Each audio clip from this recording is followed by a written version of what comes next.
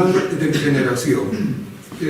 Yo creo que el formato conversatorio estaba centrado en las 3 últimas décadas del siglo XX, o sea, si es de 1970 a 2000. Es más o menos el periodo en el que mi generación empieza a publicar libros, empieza a agitar un poco el ambiente literario, porque ustedes saben que en este país la cultura es lo último, de lo último, de lo último.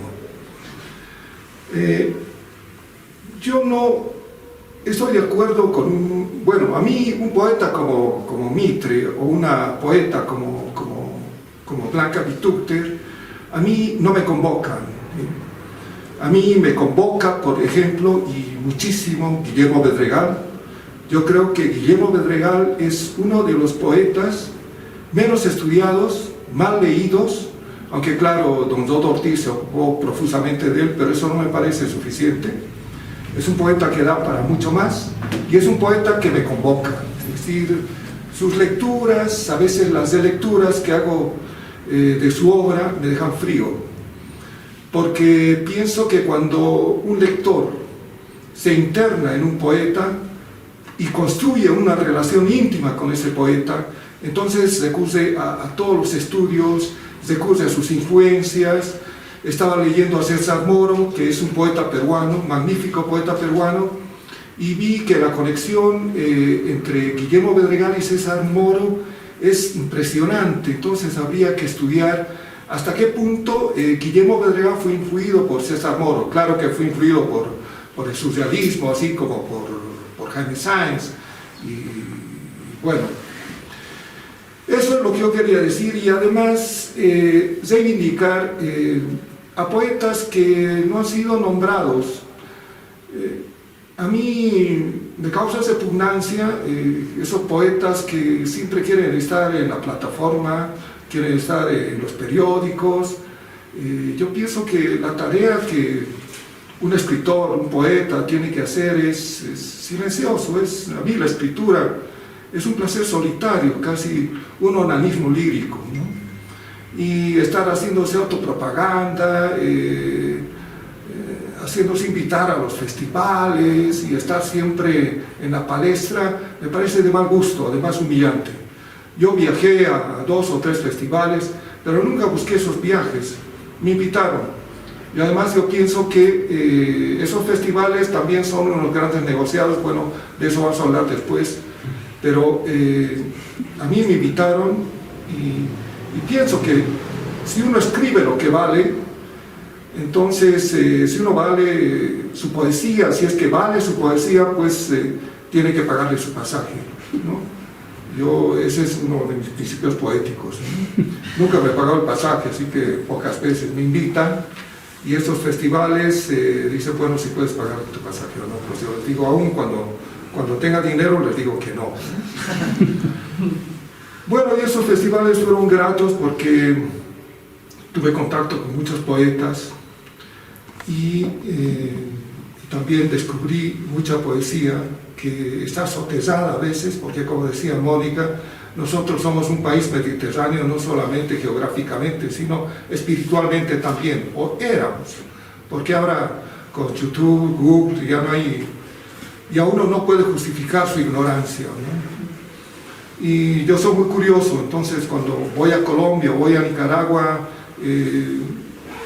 trato de leer no solamente a los que están presentes, que realmente no valen la pena, son poetas contemporáneos, sino a los padres de esa poesía, ¿no? Y uno descubre figuras interesantes. Bueno, yo quisiera hablar de mi generación. Uno se va a veces por las ramas, yo no estoy acostumbrado a hablar mucho. Y me parecen interesantes figuras mal leídas, mal comprendidas y casi anónimas, como Eduardo Nogales. A Julio Barriga, bueno, se le ha dado mucho bombo, y hay otro poeta que también me intriga, Juan Carlos Ramiro Quiroga, que tiene 2 o 3 libros y que me parece un magnífico poeta. Jorge Campero, también otro que le han dado bombo y él mismo se da otro bombo. Entonces, bueno, eso serían más o menos los referentes de mi generación. Lo que yo quisiera decir es qué es lo que nos ha influido, qué es lo que ha formado a mi generación. Porque ustedes saben que el 71 fue la dictadura de Banzer y no había poeta, escritor joven que no sea izquierdista, que no sea marxista, ¿no? Y nosotros formamos una especie de grupículo con Jorge Campero, con Rubén Vargas, con Julio Barriga, y habían otros más pintores, nos reuníamos casi cada semana.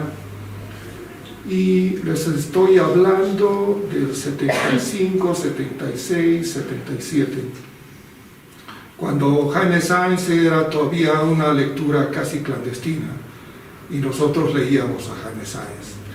Yo había estado en el Perú, entonces quedé maravillado con esa poesía tan hermosa, con esa poesía tan profunda como es la peruana. Y bueno, yo le leía a Oquendo de Amat, a Martín Adán, porque de la poesía peruana solamente acá se conoce a César Vallejo. Y la poesía peruana tiene unos 10 nombres, así como la poesía chilena, que también me gusta mucho, que son poetas para estudiar, no solamente para leerlos. Ese sería más o menos mi aporte. Y luego, cómo nosotros pensamos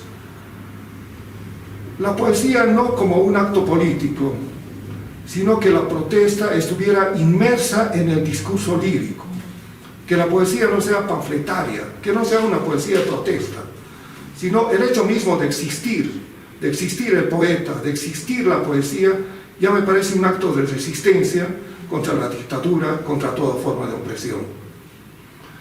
Y nosotros cultivábamos eso, un anarquismo más o menos naciente, ¿no?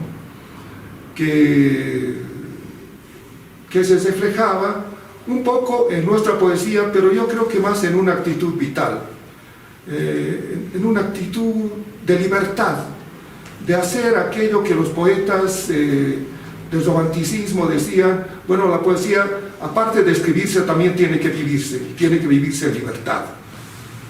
Y para eso tiene que transgredir los códigos morales, los códigos estéticos también, y nosotros propendíamos a eso, ¿no? Ahora, el uso del alcohol, el uso de la droga, es de tan antiquísima data que Escotado tiene una fabulosa historia de las drogas, que eso empieza hace milenios, y por eso uno se extraña cuando dicen, bueno, aquí vino un tal Sáenz o vino un tal Vizcarra que a esos pobres los está incitando al alcohol. No, yo pienso que el creador, el poeta, tiene una capa más sensible, y es el que tiene conciencia de que está azojado a este mundo, como dice Sartre, que es un mundo inicuo, injusto, opresivo, racista.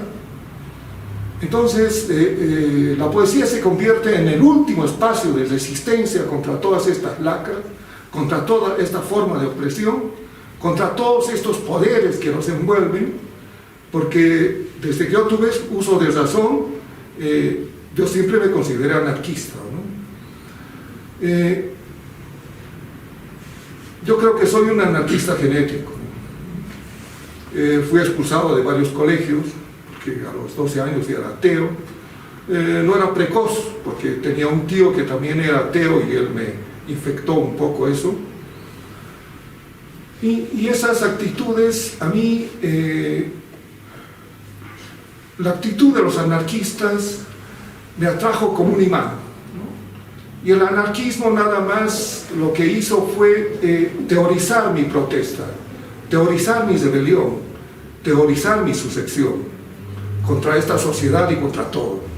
Y por eso me gustan los movimientos contestatarios, ¿no? Cuando estalló el Mayo francés, pues todos celebramos, ¿no? Yo tenía 2 o 3 amigos esa vez, celebramos ese acto subversivo que era llevar a la imaginación en las calles, que se cuestionara toda autoridad, y nosotros dijimos, bueno, quisiéramos estar allá, pero acá no pasaba nada, ¿no? Sino por los periódicos. Pero esa forma monologante no me es a mí muy propicia.